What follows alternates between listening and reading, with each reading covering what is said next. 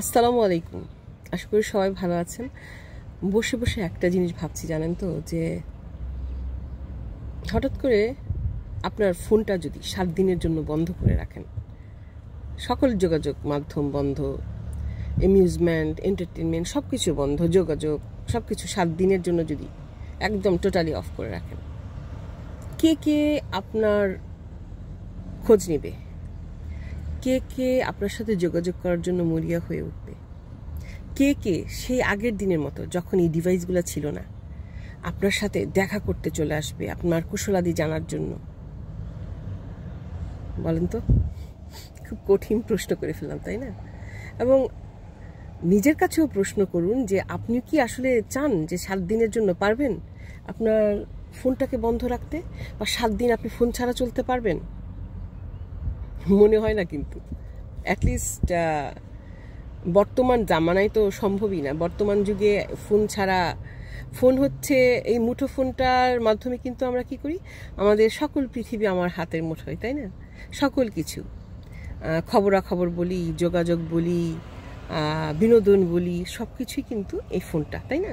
কিংবা কোনো কিছু জানার জন্য যদি বলি, সব কিছু এই ফোন থেকে আমরা নিই, এই ফোন থেকেই আমরা ইনফরমেশনগুলো নিই। তো অনেকে বলে না যে সলিটারি জার্নি, একা থাকা, একা থাকো, একা থাকাই ভালো। হ্যাঁ, ঠিক আছে, সার্কেল ছোট রাখা ভালো, তবে একা থাকা আসলে এটা কথার কথা, এটা আসলে সবসময় সম্ভব নয়।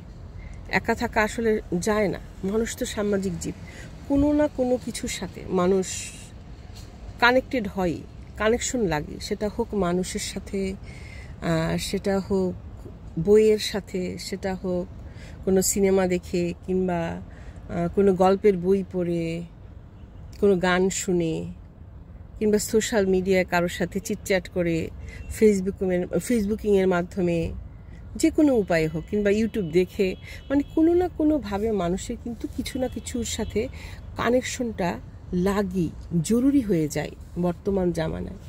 সেই জন্যই বোধহয় যে বললাম, মানুষ সামাজিক জীব। এই যে একা থাকার এই যে গল্পগুলো, সেগুলো আসলে সবসময় টেকে না, কারণ মনেরও তো একটা ব্যাপার আছে। একটা সময় গিয়ে আমরা বিষণ্ণ হয়ে পড়ি, একা একা থাকতে থাকতে থাকতে থাকতে, তাই না? আমরা ক্লান্ত হয়ে পড়ি, তখন আমরা কিছু চাই, কোনো কিছুর সাথে কানেকশন চাই। সেটা ওই যে বললাম, সেটা মানুষ হোক, কোনো জিনিস হোক, কোনো না কোনো কিছুর সাথে তো কানেকশন লাগবেই। এবং এটাই আসলে আমাদের মানসিক হেলথটাকে ঠিক রাখে বোধ হয় আজকালকার যুগে। আজকালকার যুগে আমাদের মানসিক হেলথটাও অনেকটা বস্তু নির্ভর, মানুষ নির্ভর হয়ে গেছে। মানুষ নির্ভর না হলে বস্তু নির্ভর হয়ে গেছে। আর আমার মনে হয় যে এই যে বস্তু নির্ভরশীলতাটা, এটা মনে হয় আমাদের এই যে প্যান্ডেমিক, এই কোভিডের টাইমটা আমাদের শিখিয়ে দিয়ে গেছে। আমরা যখন সোশ্যাল ডিস্টেন্সে ছিলাম, তখন আমরা কি করতাম? হোয়াটসঅ্যাপে বন্ধুদের সাথে কথা বলতাম, ইউটিউব দেখতাম, ফেসবুকিং করতাম, সোশ্যাল মিডিয়ায় খুবই সক্রিয় ভূমিকা পালন করতাম। হয়তো কেউ বই পড়তাম, কেউ সিনেমা দেখতাম, গান শুনতাম।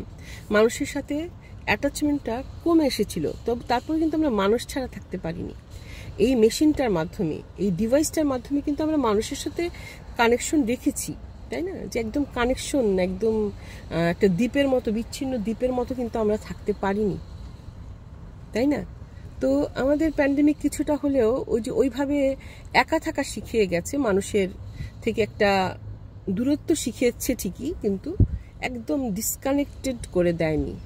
ওই যে ডিভাইস নির্ভর করে দিয়েছে, এবং একা থাকার যে জার্নিটা, সেটা শিখিয়ে দিয়েছে, কিন্তু কানেকশন, বস্তু কানেকশন, যে কোনো জিনিসের সাথে কানেকশনটা শিখিয়ে দিয়েছে।